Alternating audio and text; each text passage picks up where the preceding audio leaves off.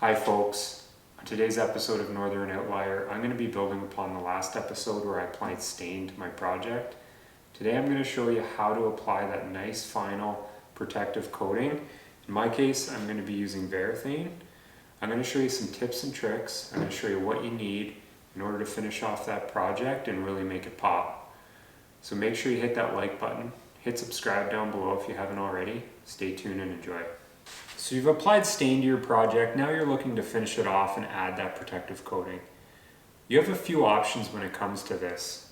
In my case today, I'm going to be using Varathane, an oil-based Varathane, to finish this off.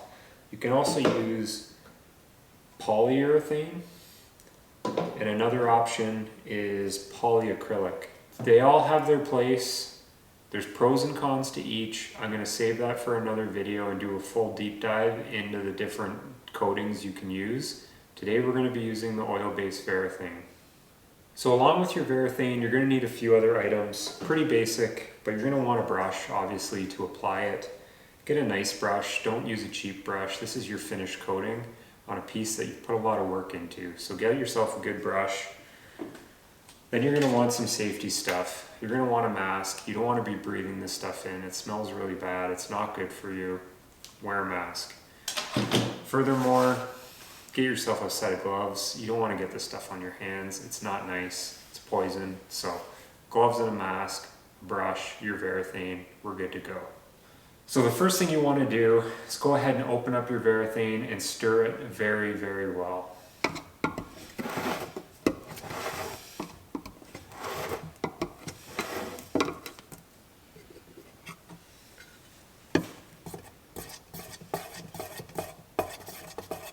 Still stirring away. What did I tell you? This is a critical step. Stirring and stirring and stirring some more. And we're still stirring. We're still going. Now that you've gone and stirred it really well, we're going to start to apply it.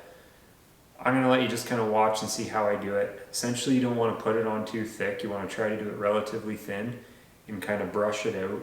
Really kind of work it in.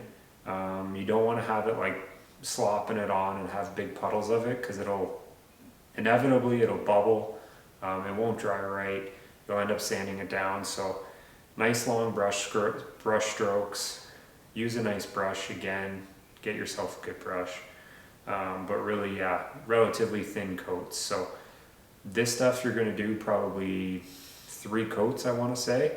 And you're going to be sanding in between each coat just lightly with a 220 grit, and then reapplying. So I'm going to go ahead, I'm going to jump into this, and I'm going to let you guys just watch and see how it goes.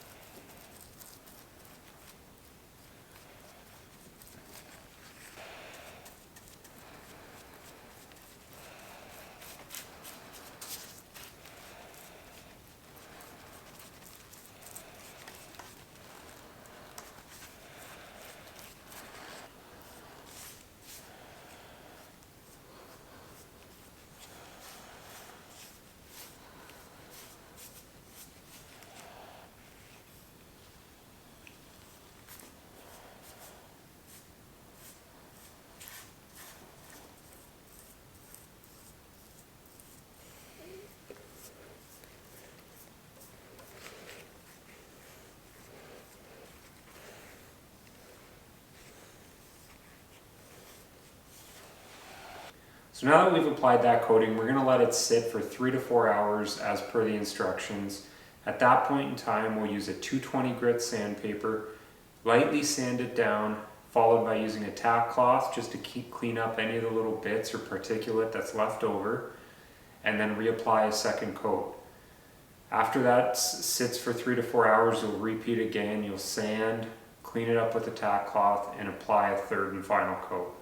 You could do a fourth coat if you wanted to. It all depends on how thin or thick you apply it. So I hope you liked the video, everyone. I want you to hit that like button, hit subscribe down below. Stay tuned. We'll see you next time. Thank you, guys.